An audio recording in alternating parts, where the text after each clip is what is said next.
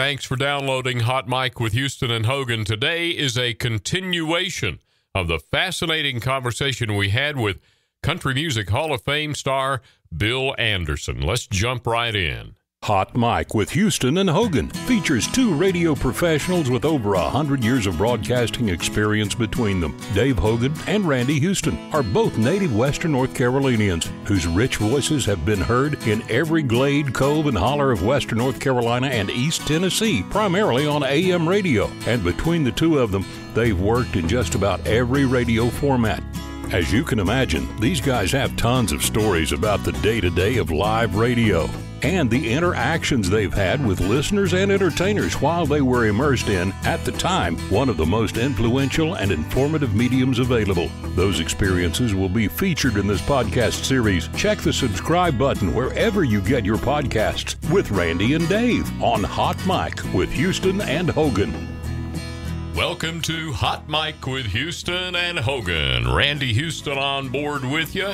And this is Dave Hogan, and we were able to convince Bill Anderson, Whispering Bill, to stay with us for another segment. I'm so glad you did, Dave, because the first episode of a couple of weeks ago was fascinating, and you only just scratched the surface. So welcome our guest back on board. Bill Anderson, in the last podcast, we talked about City Lights, 19 years old, writing that song while you were on the roof of a hotel in Commerce, Georgia. And Ray Price recorded it. How did Ray get hold of that song? Ray heard it on the radio. Actually, I recorded the song first on a label out of Texas called TNT Records. And I sent my record to Nashville to be reviewed by a music publication called the Country Music Reporter. They reviewed records, and I thought, well, shoot, I'll see if maybe they'll say something nice about my little record. And I sent it up there, and a man named Charlie Lamb ran the Country Music Reporter, and he listened to it and was quite taken with the song City Lights. And he took it over to Chet Atkins, who at that time was the head of all the recording being done at RCA Victor. And Chet was producing an artist named Dave Rich, a young stylist from up in Kentucky who was very unique, and they were trying to get a hit record with Dave Rich. And so Chet liked City Lights, and so he recorded it with Dave Rich. And Ray Price heard the Dave Rich record on the radio one day when he was riding to the golf course with Ernest Tubb. And Ernest kept telling Ray, said, son, you ought to record that song. And finally he did. Well, that's, as we say, the rest is history. Your career took off from there. You had hits like Still, Mama Sang a Song, The Tip. Did you write it the tip of my fingers or the tips of my fingers? I've seen it both ways. Sooner or later. I get asked that all the time. I wrote it as the tip of my fingers, and that's the way I recorded it to start with. But then Roy Clark came along and recorded it, and I don't know if he had more fingers than me or what, but the tips of my fingers. Eddie Arnold recorded it. He went back to the tip of my fingers. And then Gene Shepard and Steve Wariner recorded it. They sang the tips of my fingers. I finally have about decided I think maybe tips of my fingers is correct. And that's the way I've been doing it in recent years. Now I'm going to guess that this is purely a guess, that song, The Tips of My Fingers, has made you more money than anything you ever wrote. Is that right? How close am I?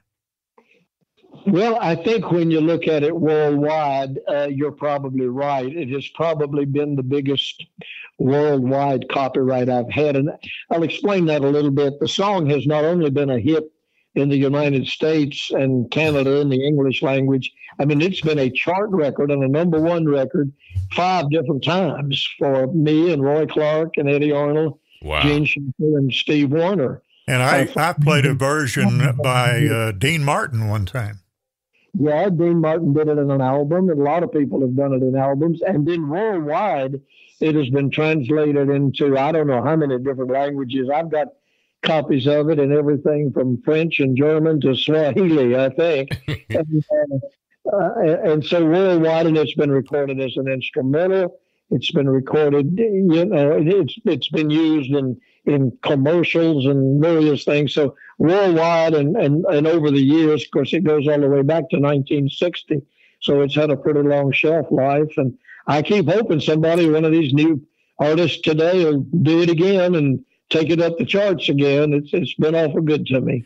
I remember reading in your autobiography, and it's been quite a long while, so I may not remember this correctly, but you compared the number of radio plays that the song got originally to the number of radio plays that Steve Wariner had when he put it out.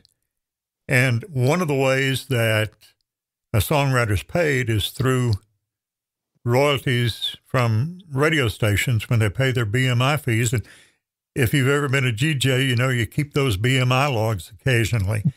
And you made a comparison between the number of radio stations that played Tip of My Fingers originally and the number of radio stations that played it when Steve Wariner recorded it.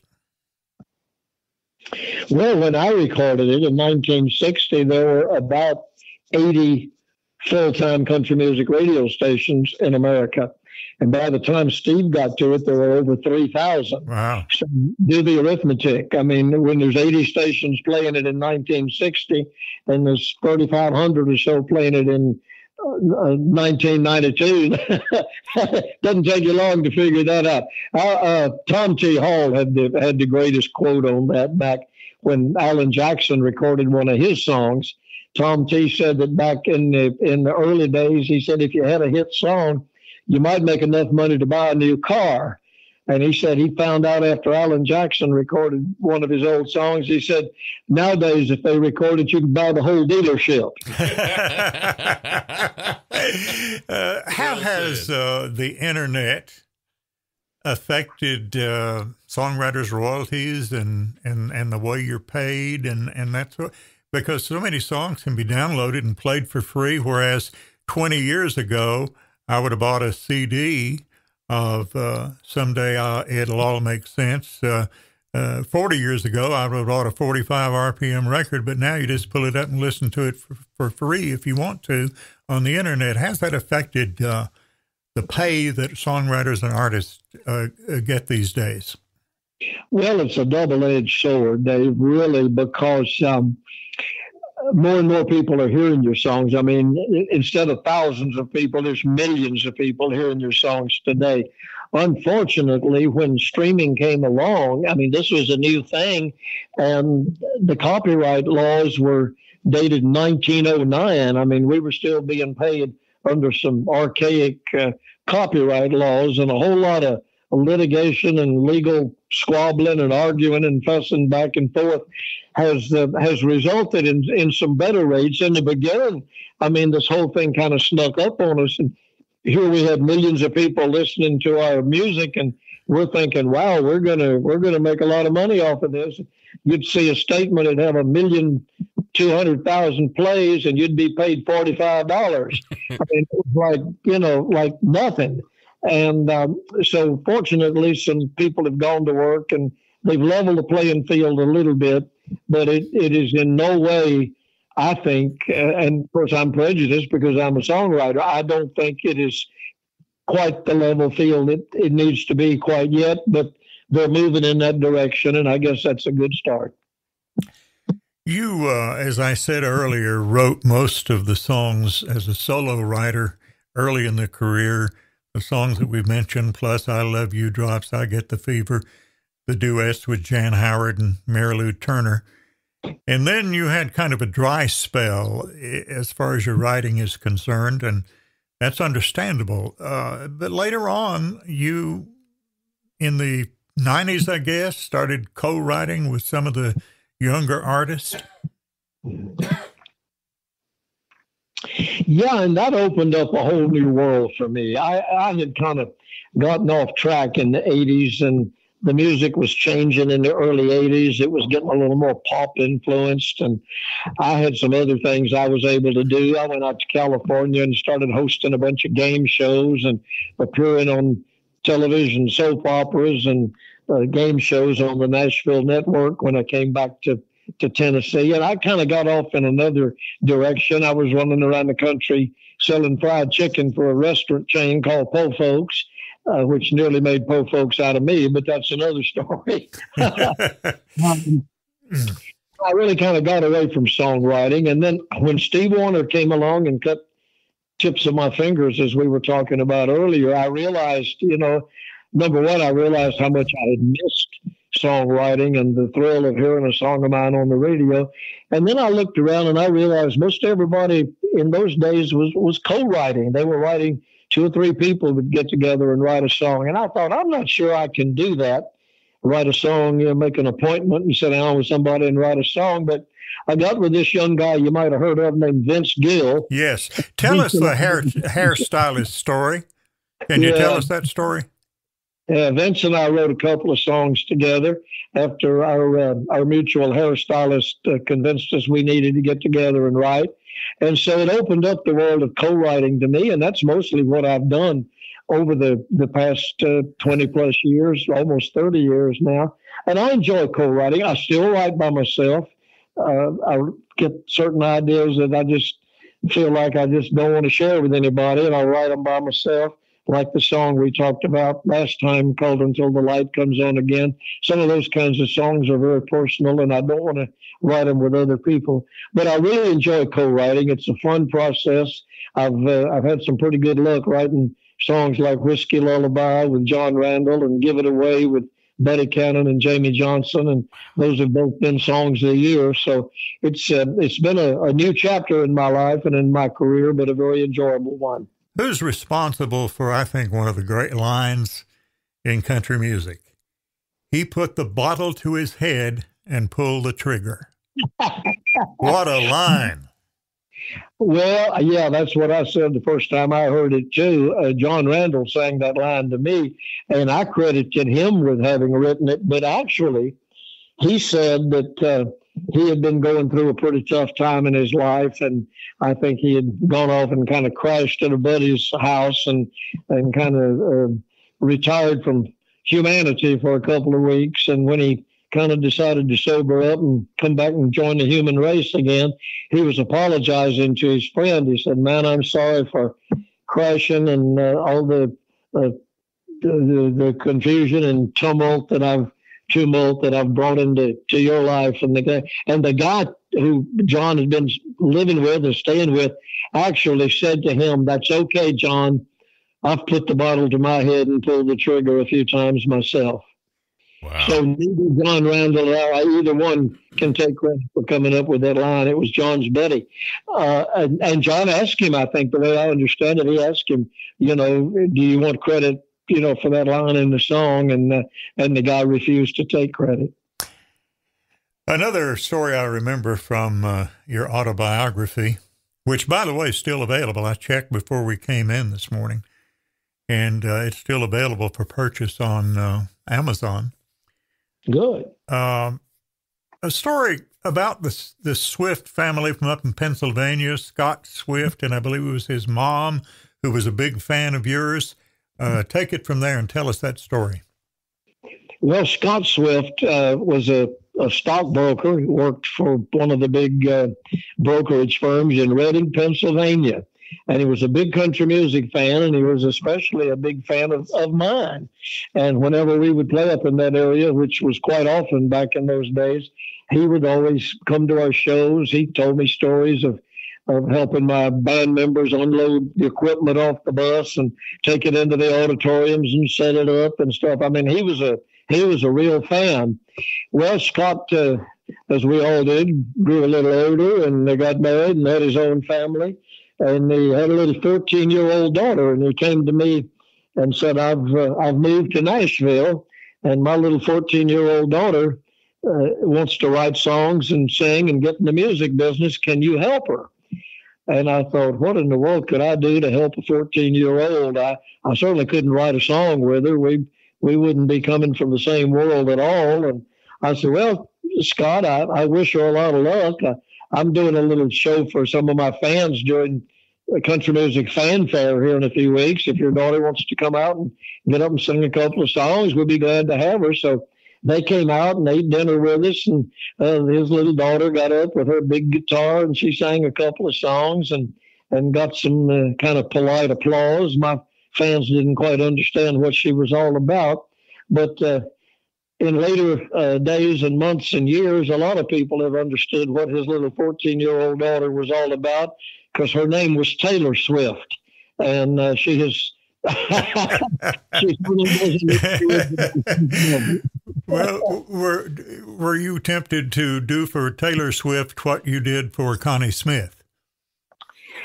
Well, no, not really at the time, because number one, Taylor Swift was very different. I understood Connie Smith.